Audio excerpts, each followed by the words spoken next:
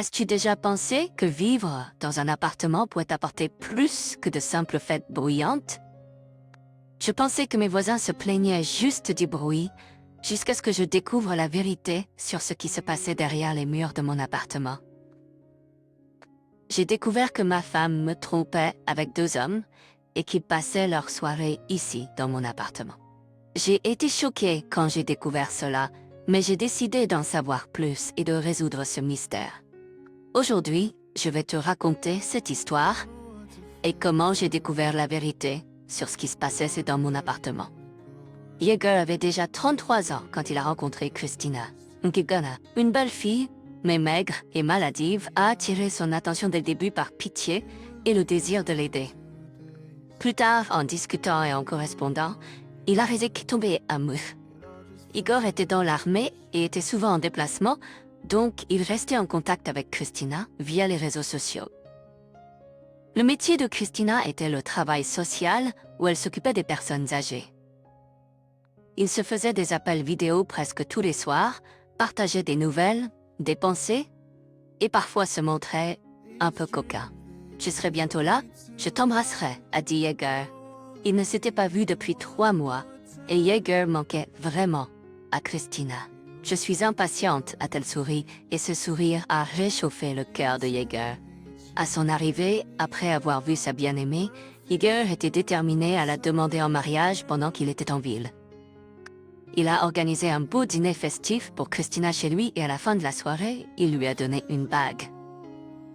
Elle a accepté sans hésitation. Il a même pensé qu'elle avait dit oui avant qu'il ne puisse sortir la bague de sa poche. Après un mariage très modeste, il a emménagé sa toute nouvelle épouse dans son appartement et est reparti travailler.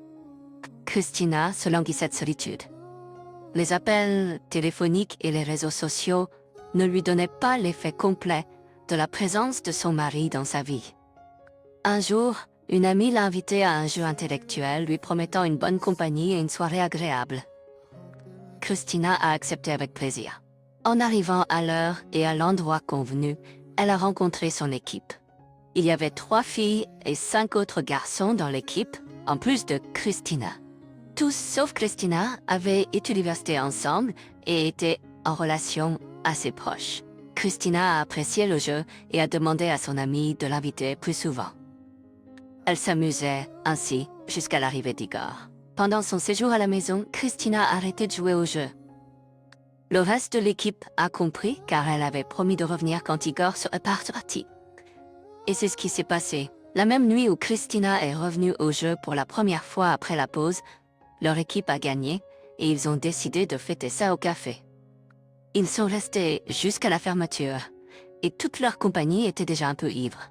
Quand il a été temps de partir, l'un des hommes, Boris, a suivi Christina. Il lui faisait des avances sans équivoque depuis longtemps et ce soir-là, il est devenu plus audacieux et l'a même embrassé. L'alcool dans son sang a fait son effet et Christina a invité l'homme dans un appartement vide. Et le matin, ils se sont réveillés dans le même lit. Plus tard, Boris est venu la voir plusieurs fois de plus, ce qui a habilement égayé les soirées solitaires de la femme. Yeager a soupçonné quelque chose de mal pendant l'intimité avec sa femme. Il a remarqué de petites ecchymoses sur elle. Il a demandé d'où elle venait et Christina a répondu avec hésitation qu'elle était allée avec une amie à un cours de danse où elle les avait eus. La réponse a mis la vigilance de Yeager au repos et ils n'ont jamais revisité le sujet. Plus tard, Christina a commencé à avoir des aventures non seulement avec Boris, mais aussi avec 2 autres membres de leur équipe. Elle n'a pas hésité à les amener chez elle, jusqu'à ce qu'un jour, un voisin l'arrête dans les escaliers et la menace de tout dire à Yeager. Pendant un moment, elle leur a interdit à tous les 3 de venir chez elle. Mais l'été est arrivé, le voisin vigilant est parti vivre au chalet et Christina a repris ses vieilles habitudes. Quand elle en a parlé à son amie, elle a tourné son pouce sur sa tempe en appelant Christina de mauvais mots. Cela a été la fin de leur communication et de leur sortie ensemble. Sur le chemin du retour, Yeager a souvent remarqué les regards malheureux de ses voisins.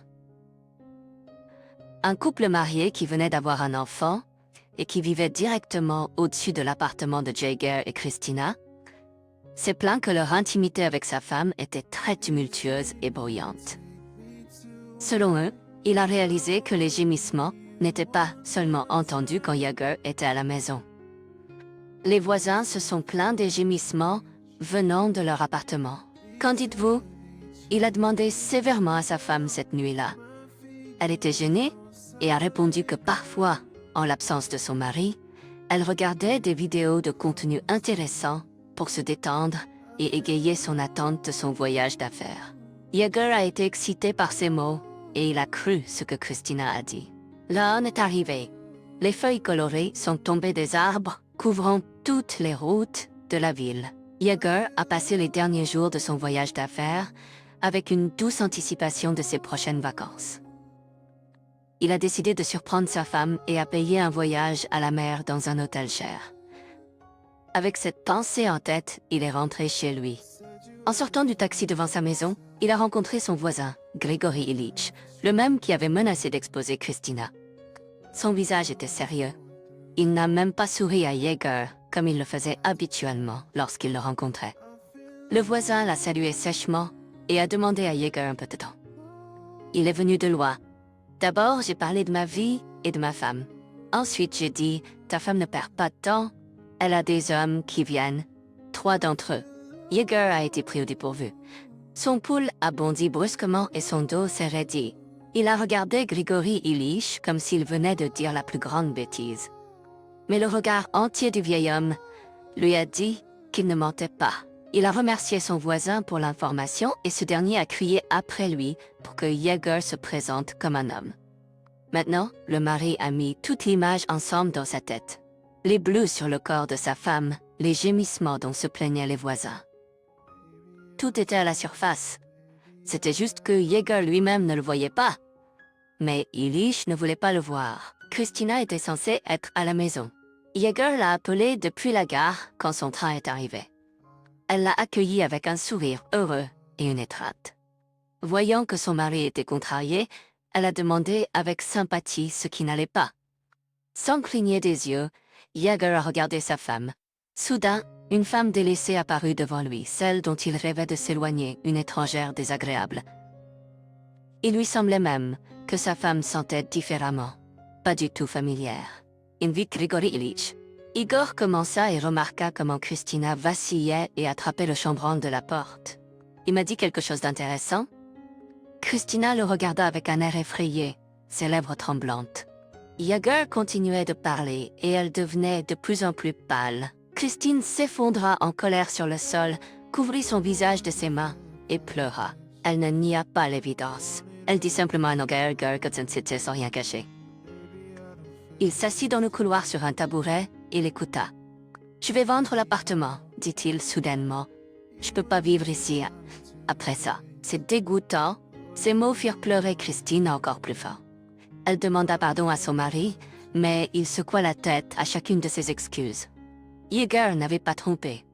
Il mit l'appartement en vente dès le lendemain, et comme il l'avait intentionnellement sous-évalué, des acheteurs furent rapidement trouvés. Il passa toute la vacance à divorcer et à déménager. Pendant ce temps, Christina retourna chez sa mère. Avec son salaire de travailleuse sociale dans une petite ville, elle ne pouvait même pas se permettre de louer un appartement. Sa mère pleura pendant des jours en état de choc. Boris, l'un des 3 hommes avec qui elle avait passé du temps, lui avoua qu'ils s'étaient disputés entre eux pour savoir lequel d'entre eux pouvait être intime avec une femme mariée. Cette nouvelle et cette humiliation horrifièrent complètement Christina.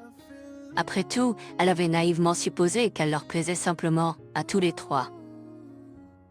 Pendant longtemps, Christine réfléchit à toute la situation et pleura. Elle n'est plus heureuse, elle n'était plus en contact avec cette compagnie et elle n'avait pas le temps d'en trouver une nouvelle. Elle essaya de trouver un travail à temps partiel pour pouvoir quitter la maison de sa mère. Mais avant de s'endormir, elle avait beaucoup de temps pour réfléchir à comment sa trahison avait négativement affecté sa propre vie. Au début, c'était juste un jeu qui n'avait laissé aucune trace. Elle voulait juste voir ce qui se passerait, essayer de tromper. Mais bientôt, elle se retrouva entraînée dans un tourbillon de passion dont elle ne pouvait plus s'échapper. Aujourd'hui, je vais vous raconter l'histoire d'une femme qui, au départ, planifié un petit déménagement, mais qui se retrouva au bord de l'adultère. Nikita et Dasha étaient ensemble depuis 5 ans. Après leur mariage, ils emménagèrent dans l'ancien appartement des parents de Nikita, qu'ils louèrent pendant un moment avant de le donner à leur fils. Nikita travaillait dans une concession automobile et Dasha travaillait en tant qu'administratrice dans une clinique dentaire privée. Leur relation était assez équilibrée, sans beaucoup de disputes. Cependant, avec le temps, Dasha commença à montrer un côté inattendu de sa personnalité.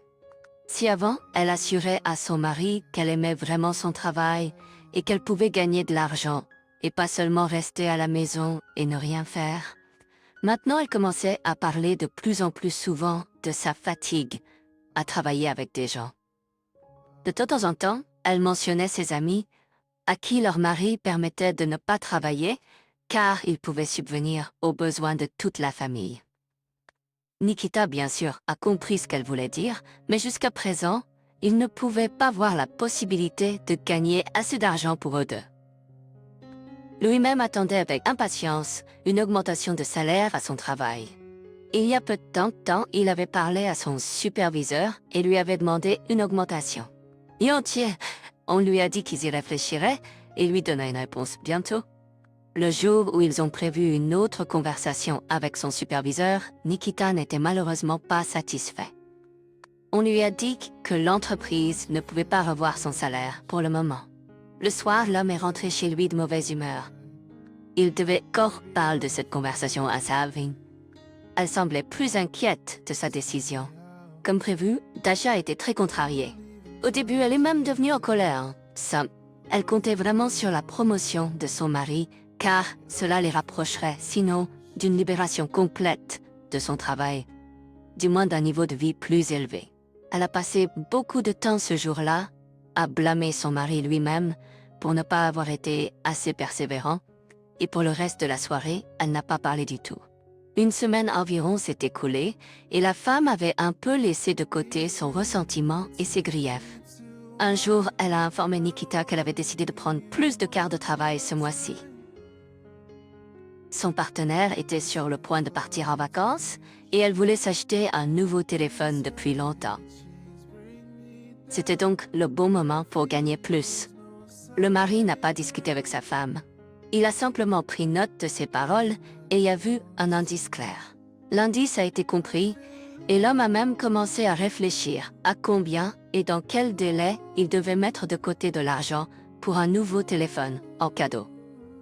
Cela faisait un mois que j'avais pris plus de quarts de travail à ma clinique et la femme de quart n'était toujours pas revenue de vacances. De temps en temps, mon mari voulait lui demander si tout allait bien avec sa collègue, mais il rentrait toujours le soir très fatigué et la question lui échappait complètement. Un week-end, Nikita s'est réveillée assez tôt. Dasha n'était plus à la maison.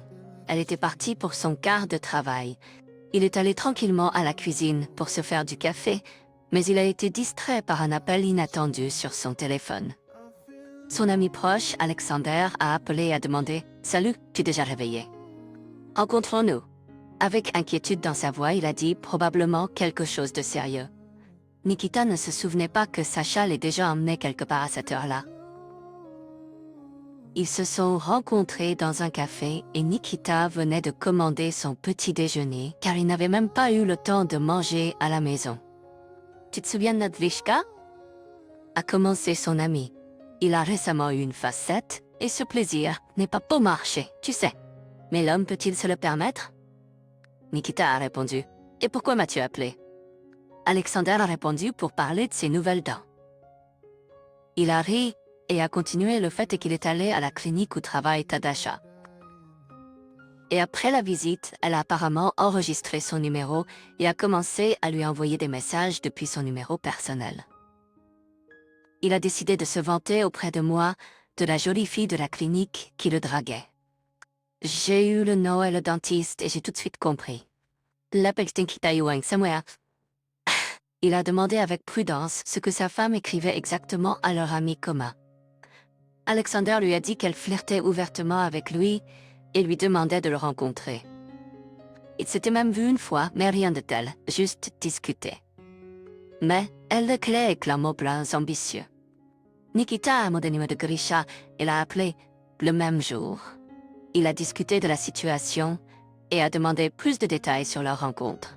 Il s'est avéré qu'elle l'avait vu un jour où elle était censée avoir un shift supplémentaire. C'est-à-dire qu'il est probable que son partenaire n'est pas parti en vacances. Dasha a simplement fourni un alibi pour elle-même afin de pouvoir tranquillement sortir avec d'autres hommes. Le mari a demandé à son ami de fixer un rendez-vous à Dasha pour l'un de ses shifts supplémentaires. Et pour être clair, c'est pas juste une rencontre pour discuter, mais un vrai rendez-vous romantique, peut-être avec une suite. Et la suite, il l'organisera lui-même. Grigory, quand il a appris qu'il flirtait avec la femme de son vieil ami. Au début, il était gêné et ne voulait même pas participer à toute l'opération. Cependant, après y avoir réfléchi, il a décidé que son ami avait besoin d'aide pour tout régler. Le jour fixé, Grigory a rencontré Dasha dans un restaurant pendant que Nikita attendait à proximité dans la rue. Ils ont eu une conversation agréable, mais quand la femme de Dasha a commencé à flirter avec lui et à lui faire des allusions pour continuer la soirée, le faux amoureux a envoyé un message à son ami qu'il était temps. Nikista Tovelweig et Tukita n'aime pas eu le temps de retirer sa main. Comment va le travail, femme? As-tu un shift itinérant aujourd'hui? Son mari a demandé sarcastiquement. Dasha a pâli, a regardé bêtement son mari, puis a baissé les yeux, essayant de ne pas le regarder dans les yeux. Grigory a raconté toute leur conversation et a ajouté « Et vous avez vu le reste vous-même ». Le mari a tapé la tête de sa femme, mais s'excuse de peur. « Tu ne te toucherai pas. Allons-y. Prends tes affaires de la table », a-t-il dit. Dasha n'a pas résisté, comprenant que son mariage était fini. Au début de la semaine suivante, Nikita est allé au travail de sa femme pour parler au directeur de la façon dont leur administratrice avait mis en place un club de rencontres pour elle. Quand son collègue de shift a appris que le mari de Dasha était venu, elle lui a dit que ce n'était pas la première fois que Dasha faisait ça. Elle enregistrait le numéro de n'importe quel client qui venait avec de l'argent et essayait ensuite de commencer une relation. Apparemment, elle cherchait une option plus prometteuse et plus riche. Les témoignages de 2 témoins ont fait l'affaire et Dasha a été licenciée de la clinique. Elle réussit à louer un petit appartement, mais étant sans emploi, elle ne pouvait pas continuer à louer. Elle a donc emménagé chez des amis pendant un certain temps et a commencé à chercher un nouvel emploi. Bien sûr, elle avait toujours une bonne liste de prétendants potentiels, mais aucun d'entre eux ne se pressait pour répondre à cette femme ennuyeuse. Nikita a bientôt demandé le divorce et a commencé à vivre seul. Grâce à cette situation avec son ex-femme, il a tiré des conclusions pour lui-même.